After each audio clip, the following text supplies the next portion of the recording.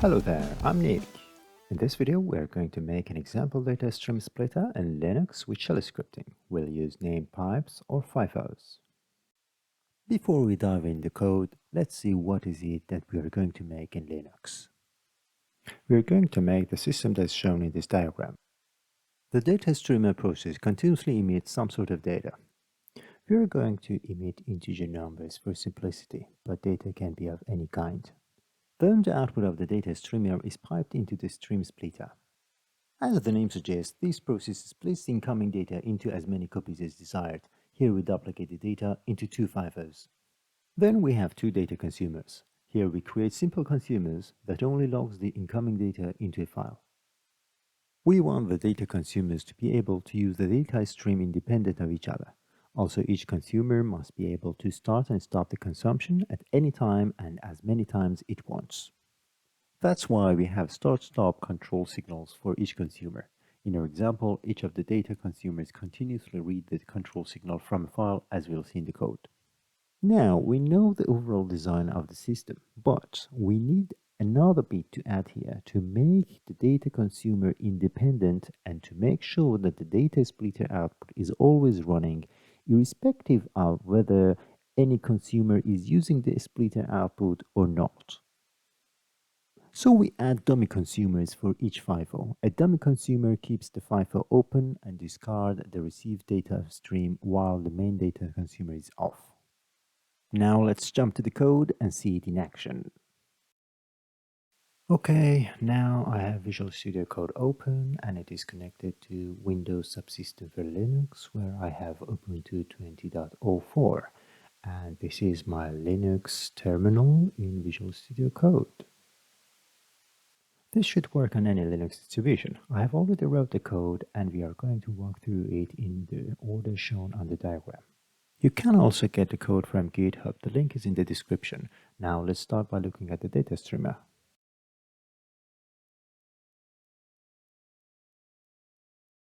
The data streamer is very simple. It just emits integer values up to the defined end value.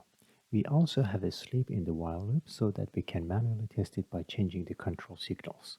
We'll look at the kill all script later. By the way, here I'm using bash. Now let's run this script to test it out. So run it with bash data streamer and voila, it is emitting integers.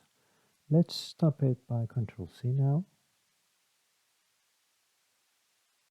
Then let's go and look at stream splitter.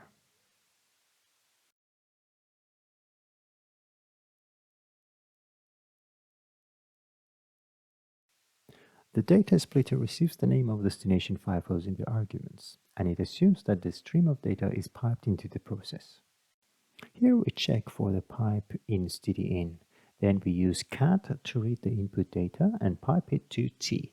T is hand the Linux command that reads from stdin and writes to files on stdout. Here we use T to write into FIFOs. We will also see the T output in stdout. If you don't want to see it, you can redirect that to dev-null. What's next? Consumers.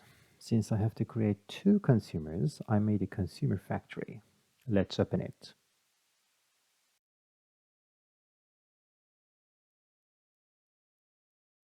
The consumer factory receives the name of the consumers that we want to create in the arguments. Then it simply creates those consumers by copying the template into the consumer files. Here we also delete the old ones. Let's look at the consumer template.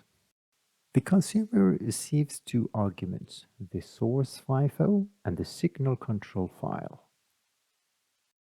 Then it creates a folder for the logs if it does not exist. If it exists, it deletes all the existing log files in that folder.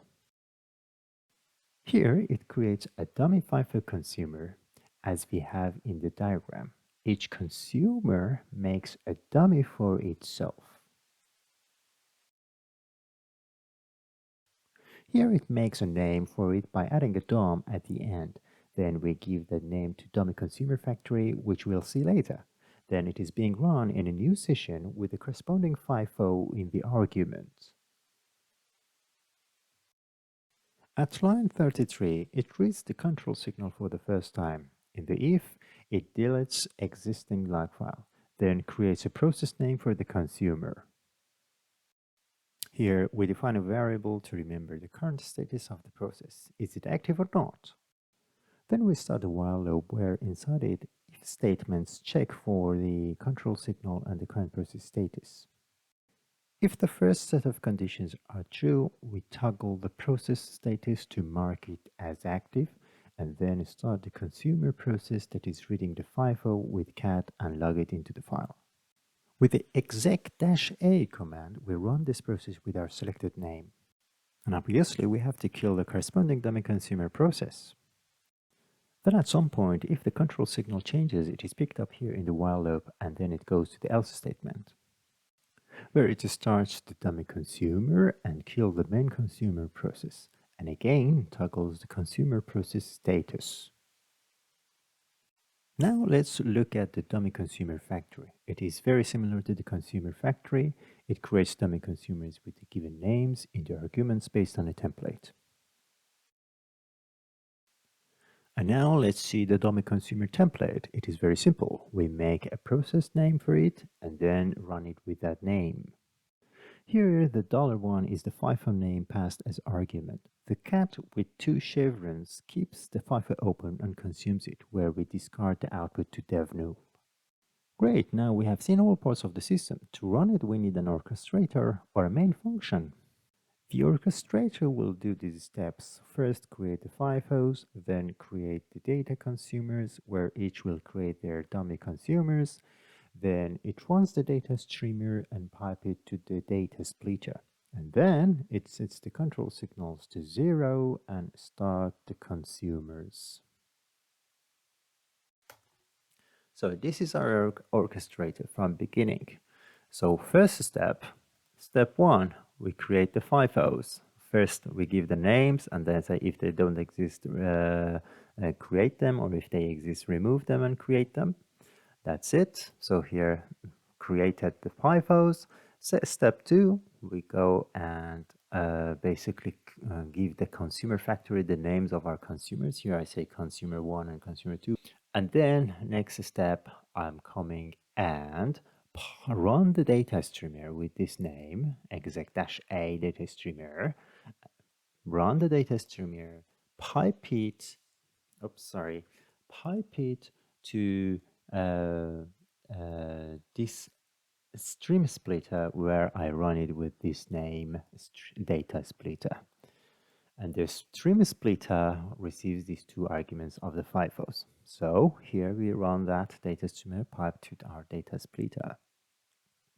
And after that, we create our signal controls and reset them to 0. So we have to manually set them to 1 if we want the consumers to work. After that, we start and run the consumers. Here we run the consumers. So with these names, consumer 1 process, consumer 1, consumer 2, and they basically run the consumers with giving each of them the specific FIFO they have to use and the signal control that they have to look for. Let's run it. First, look at the files. Now we run by bash orchestrator. Okay, it is started and here is the stream in the terminal. Let me open another terminal.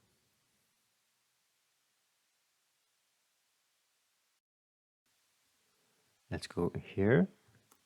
So we see the FIFOs are created, the logs are created.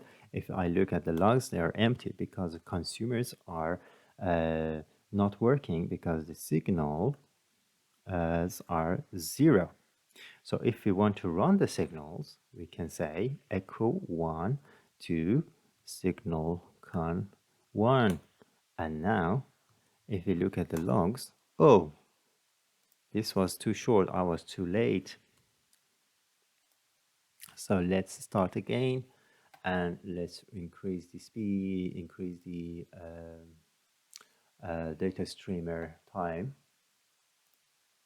data streamer, let's call it 200. Okay. Bash Orchestrator, we run with this, and then it's running.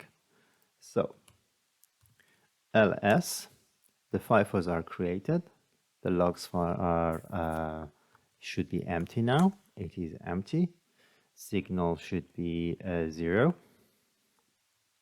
It is. So let's echo 1 to signal con1, and now we have to have a log for consumer1, where we have consumer1.log, and let's look at that. Logs con1 log, it is logging, and if I read again, it's logging. So let's stop that log, echo 0 to signal con1.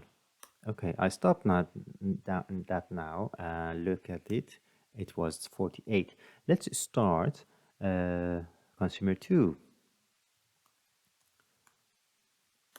Okay, now let's look at consumer 2. Okay, it's logging here as well. I can start again consumer 1. Okay. And if I look at the log, yes. Oops, sorry, I did here, this one. Okay, it's logging. Again, we'll look at the files. You see it was stopped at 48 and now starting again at 76. Cool.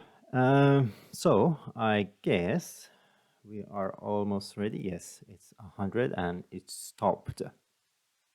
So now you saw that we could stop and start them independently. So let's look at the kill. So what the kill does, because we don't want to, when the while loop here in this data stream finishes, we want to kill all the processes we had, right?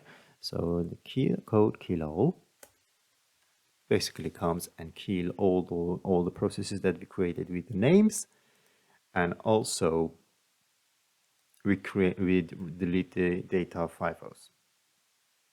This one, I think I forgot to remove. It's not needed because it has a name, but it's okay to keep it if we don't have any other T in the system running.